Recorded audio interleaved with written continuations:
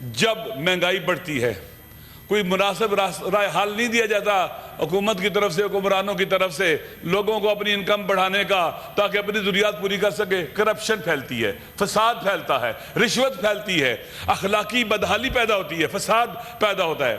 اس budget کے اندر جن لوگوں نے اس ملک کی اقتصاد کو لوٹا ہے، وسائل کو لوٹا، یہ عوام کے وسائل تھے، یہ کسی کے ذاتی وسائل نہیں تھے، جنہوں نے لوٹا ہے واپس لینے کا کوئی نہیں کہا گیا اس میں، کیسے لیں گے واپس ان سے؟ کرپشن کو روکنے کے لیے کیا کیا جائے گا؟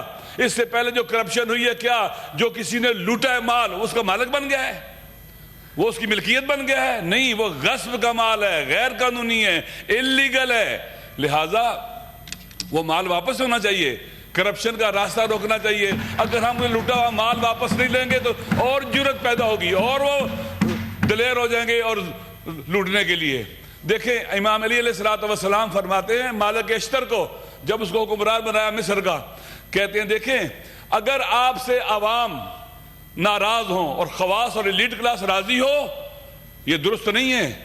ان کی رضایت کبھی بھی عوام کی ناراضگی کی جگہ نہیں لے سکتی، اور اگر عوام راضی ہو جائیں، عام آدمی راضی ہو اور ایلیٹ کلاس ناراض ہو جائے، بے شک ہو جائے، عوام کی ساتھ اور حمایت تیری حکومت کو مضبوط رکھے گا۔ آپ مجھے بتلائیں کیا عوام اس وقت جو پاکستان کے عوام ہیں حکومت کے ان اقدامات کو، اس طرح کے بجٹ کو لے کر حکومت کا ساتھ دینے کو تیار ہیں؟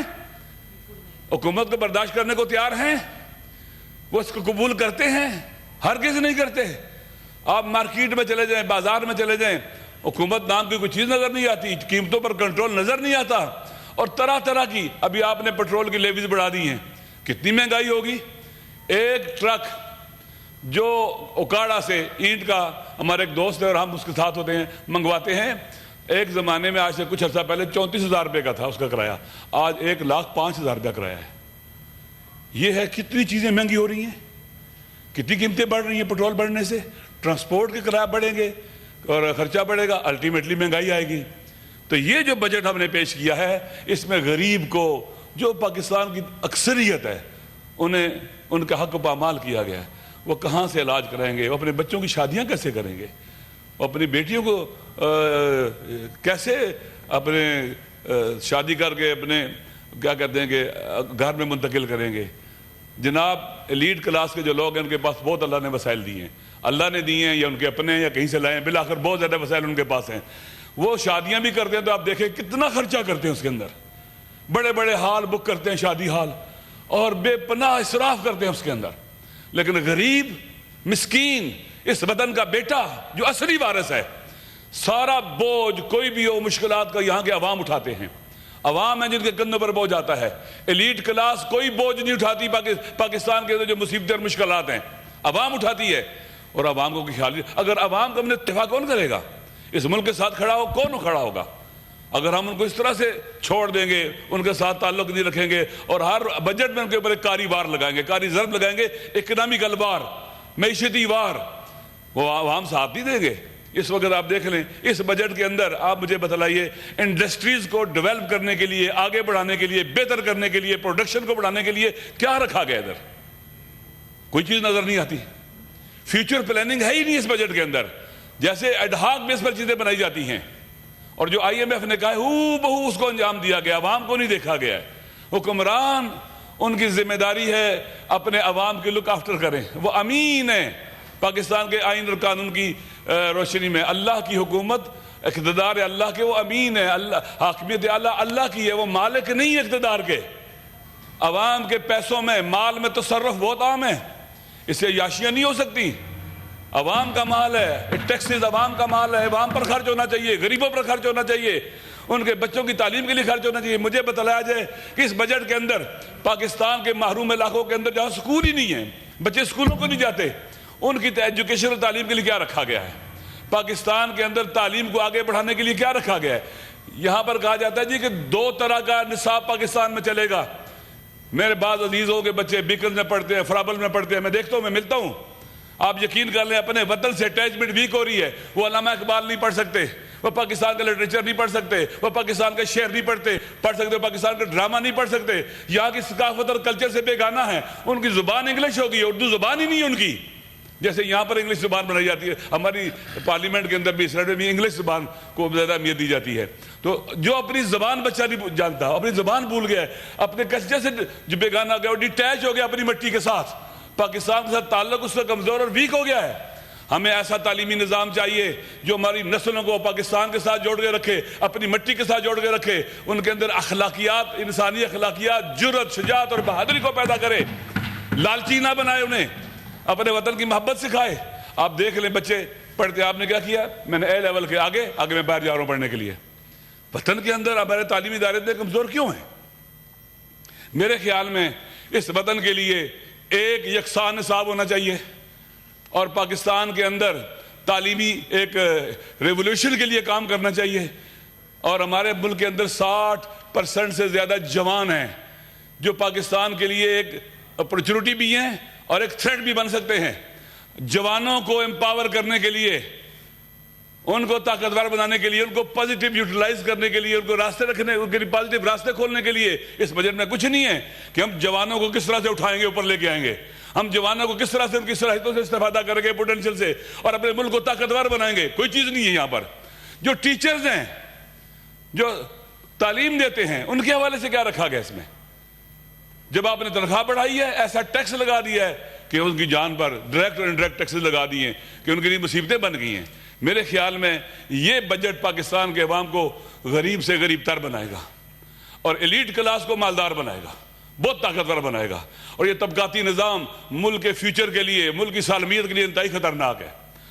اسی طرح سے اس بجٹ کے اندر آپ دیکھیں کہ پاکستان جس جگہ واقع ہے، میں نے پہلے کہا کہ اسٹریٹجیکلی بہت عام جگہ پر واقع ہے، 5 ارب انسانوں کی کنیکٹیوٹی کا ہب ہے. پاکستان کا اکنامیکل فیوچر کیا ہوگا؟ ہم سیاحوں سے تعلقات کیا ہوں گے؟ ہم سارے کے سارے اگر اپنے انڈے یورپ کی باسکٹ میں ڈال دیں گے، وہاں پر ہمارا ٹریڈ پلس ہمیں کچھ مل جائے گا اور ہم اس پر توقع رکھیں گے. ہمارے افغانستان کے ساتھ تعلقات کیوں نہیں ہو رہے ہیں؟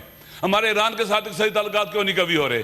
سینٹرل ایشیا کے ساتھ، انڈونیشیا کے، ایسٹ کے ساتھ کلن ہمیں انرجی کرائسس ہے، بہت بڑا انرجی کرائسس ہے، لیکن یہ پر ہو سکتا تھا، درست ہو سکتا تھا. کہاں سے؟ آپ اپنے ہمسایہ ملک سے گیس لے سکتے تھے، پیٹرول لے سکتے تھے، ڈیزل لے سکتے تھے. سال ہو گئے ہیں وہ اپنی طرف سے پائپ لائن بچھا کے بارڈر کے قریب لے ہیں. ہم نے کام کیوں نہیں کیا؟ ہم امریکہ سے ڈرتے ہیں.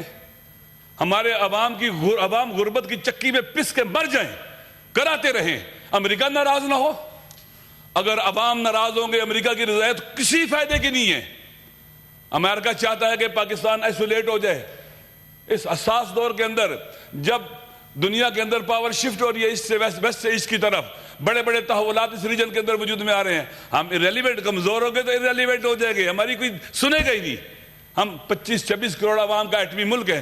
کہاں گئی ہماری طاقت؟ کہاں گئی ہماری پاور ان تحولات کے اندر؟ نئے طاقتور ریجن وجود میں آ رہے ہیں، اور پاکستان کہاں کھڑا ہے؟ پاکستان کو چاہیے کہ اپنے عوام کے لیے، اپنے ملک کے لیے جو پاکستان کا اقتصادی پلان ہو، جو اکنامیکل اسٹریٹجی ہو، ایسٹرن کنٹری کے ساتھ روابط بنائیں. بہت زیادہ ہے. آپ دیکھ لیں انڈیا کو، دیکھ لیں آپ، رشیا کے اوپر سینکشنز ہیں بہت زیادہ ہے، لیکن انڈیا امریکہ کی سینکشن کو اس نے نہیں مانا ہے. رشیا کے ساتھ بہترین تعلقات ہیں. بعض خبریں کہ رشیا کا تیل انڈیا خرید لیتا ہے اور وہاں سے پھر آگے وہ اس کو بیچتا ہے. انڈیا کے تعلقات دیکھیں کتنا بیلنس رکھا ہوا ہے رشیا کے ساتھ اور امریکہ کے تعلقات کے ساتھ.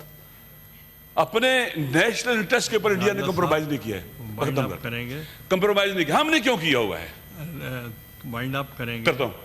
ہم نے کیوں کیا ہوا یہ کام؟ پہلی دفعہ بول رہے ہیں چیئرمین صاحب، کل لوگوں نے آدھا گھنٹہ، 50 منٹ، 40، میں 2-4 باتیں کر کے ختم کرتا ہوں. پارلیمانی لیڈر جو ہیں ان کو ہم نے 15 منٹ. ٹھیک ہے، میں عرض کرتا ہوں. دیکھیں میرا ایک سوال ہے، 17 منٹ کے. میرا ایک سوال ہے، کیا اس بجٹ کے اندر ہمارا فیوچر پلان ہے اقتصادی؟ کس طرح سے ہمیں اقتصادی بحران سے خالی IMF کی طرف جانا ہے؟ کوئی اور راستے ہمارے پاس ہی نہیں ہے. ہمارے جناب والا وزیر اقتصاد نے کہا ہمارے پاس انتہائی لمیٹڈ آپشنز ہیں. اگر آنکھیں دیکھنے والی ہوں تو بہت آپشنز ہیں. میں نے پہلے کہا 5 ارب انسانوں کی کنیکٹیوٹی کا ہب ہے. ہمارے اطراف میں پوری دنیا موجود ہے، قریب ہیں، ہمسایہ ہیں، ہم بہت کچھ کر سکتے ہیں. لیکن اس بجٹ کے اندر لک ٹورڈز ایسٹ جسے کہتے ہیں، ہم آئیں اپنے اقتصادی روابط ان ممالک کے ساتھ بہتر کریں جو ایسٹ کے اندر موجود ہیں. سینٹرل ایشیا کے ساتھ ہیں، رشیا کے ساتھ ہیں، ایران کے ساتھ ہیں، اور عرب کنٹریز کے ساتھ ہیں، ملیشیا کے ساتھ ہیں، انڈونیشیا کے ساتھ ہیں۔ ہمارے اپنے آپ کو اپنی ایکسپورٹس کو بڑھانے کے لیے اپنی پروڈکشن کو بڑھانا پڑے گا، اپنی انڈسٹری کو سپورٹ کرنا پڑے گا۔ اس کے حوالے سے کچھ بھی نہیں ہو رہا ہے جناب چیئرمین صاحب۔ ہمارا ملک ایسے لگتا ہے بند گلی میں لے جایا گیا ہے، اور اقتصادی طور پر کہتے ہیں کوئی آپشن نہیں ہے، اب ہم نے گلے میں پھندا ڈالنا ہے IMF کا اور مرنا ہے، لٹکنا ہے۔ ہم خود نہیں لٹکیں گے، ایلیٹ کلاس نہیں لٹکے گی، اس کے پاکستان سے باہر بہت زیادہ ارتباطات ہیں، وسائل ہیں، جگہ ہیں، گھر ہیں، تعلقات ہیں۔ غریب کو پھانسی پہ لٹکانا چاہتے ہیں، اکنامیکل پھانسی، گلے میں پھندا مہنگائی کا ڈال کر انہیں کچلنا چاہتے ہیں، ان کی سانس دبانا چاہتے ہیں، تاکہ سوسائٹی، ایک اور مسئلہ ہے، تاکہ جب سوسائٹی کمزور ہو جائے گی، ویک ہو جائے گی، اسے اپنی پڑ جائے گی، اپنی سوشل پاور کھو بیٹھے گی۔ پہلے تقسیم کیا گیا لوگوں کو علاقائیت کے نام پر، لسانیت کے نام پر، مسلکیت کے نام پر، تاکہ سوسائٹی اپنی سوشل پاور کھو بیٹھے، پھر اس کو جیسے کچلا جائے یہ بے حس ہو جائے، میت کی طرح ہو جائے۔ آج مہنگائی کے ذریعے بھی یہ ہو رہا ہے، مزید اس کا گلا گھونٹا جا رہا ہے، مزید اس کی سانس کو دبایا جا رہا ہے۔ جناب چیئرمین، یہ ایک انتہائی ظالمانہ بجٹ ہے جس سے آپ دیکھ لیں پاکستان کے عوام کہتے ہیں عوام کی آواز کو نکار ہے خل کو خدا جی نکار ہے خدا سمجھو۔ عوام دیکھیں کیا کہہ رہے ہیں اس بجٹ کے بارے میں۔ پاکستان کا پڑھا لکھا طبقہ جو اکانومسٹ بھی ہیں وہ کیا کہہ رہے ہیں، پاکستان کے انڈسٹریز کیا کہہ رہے ہیں، پاکستان کے چیمبر آف کامرس کا ہر کوئی چیخ رہا ہے اس وقت۔ میرے خیال میں کاش یہ بجٹ جیسے بنانا چاہیے تھا ویسے بنایا جاتا، غریب عوام کا خیال رکھا جاتا، عام آدمی کا خیال رکھا جاتا، انڈسٹری کو ڈیولپ کیا جاتا، ہم آگے بڑھتے اور ہمارا ملک بہتر ہوتا۔ اس بجٹ کے بعد ہم اور نیچے گریں گے۔ اب دیکھیں گزشتہ چند سالوں سے مہنگائی کہاں پہنچ چکی ہے، اور اس مہنگائی کے نتیجے